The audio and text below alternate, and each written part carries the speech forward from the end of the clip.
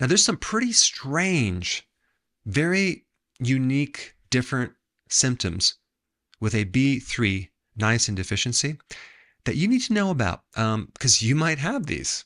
You're dealing with the 4 Ds: dermatitis, really bad skin reactions, diarrhea, dementia, and the 4th one is death.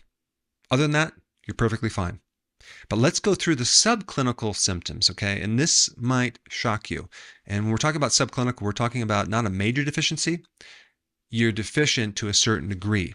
Number 1, you might lose the sense of taste. And number 2, you might have a metallic taste in your mouth or rancid taste in your mouth. That could be a niacin deficiency.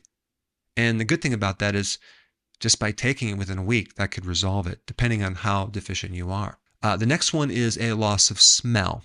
Normally we think about zinc being a deficiency of smell, but it can also be niacin. Or you might have a change in your smell. Things don't smell like they should. Next one is when you're looking in the mirror, your face is moving a little bit, okay? That's pretty wild. It might not necessarily be moving, but it could be changing shapes. When you read a book, you notice that the words and the page tend to move a little bit. When you're walking on the ground seems to be a little unstable or could be moving a little bit.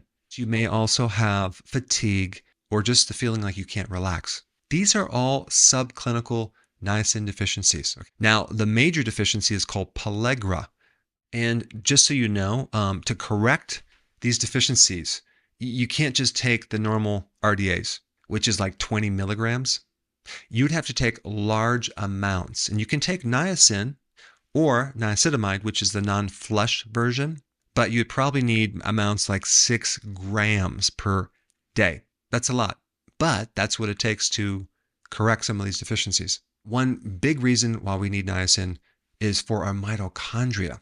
It's called NAD. It helps you extract electrons from foods, which is your energy currency.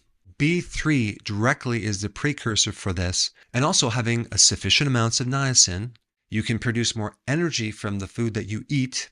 You can support something called Sirtuins, which is involved in longevity and DNA repair. I mean, if you think about most diseases, they really originate from the mitochondria. In all these degenerative diseases, you're going to see a great deficiency of this NAD, and especially in diseases that are related to aging, okay? Because as you age, your NAD gets less and less and less. Tryptophan can actually turn into niacin. Tryptophan also converts to serotonin and then melatonin for your sleep. But B3 is super important for your skin. I mean, think about what a deficiency will create. Severe, scaly, damaged skin. So it's super beneficial for the skin, for acne, psoriasis. If you take the form of B3 as niacinamide, that can actually help you more with inflammatory conditions like rheumatoid arthritis, any of the arthritises. But the niacin version greatly helps your lipids, cholesterol, LDL, HDL. It was really, really popular before we came out with statins. And of course, now with recent research, we found out it no longer has any benefits, right? Well, if someone told me that niacin doesn't do anything, I would ask them, what happens when you become deficient in niacin? And if we take a look at what foods are high in B3, you're going to find high levels of B3 in animal meat products, as well as liver, organ meats, but definitely red meat for sure at the top of the list. It's in other foods too, but not to the degree that it's in animal foods. But you can also get it from nutritional yeast.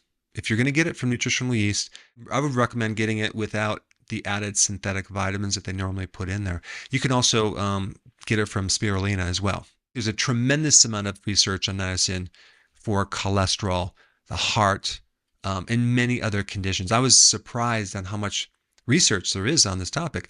And even for schizophrenia, depression, bipolar, all sorts of mood disorders. How do we become deficient? Processed foods can create a B3 deficiency.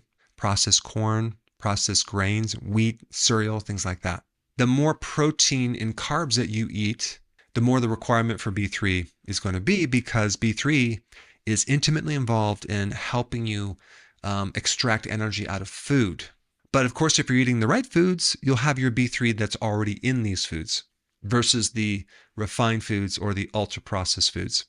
Pregnancy, being an alcoholic, COVID-19 can increase the demand for B3, therefore explaining a lot of the symptoms with a lack of smell and taste. Yes, it can be a zinc deficiency, but don't forget about niacin. And of course, if you're on medications, a lot of medications, boy, your need for B3 goes way up as well. And I think a lot of people might be concerned with the flushing of the niacin.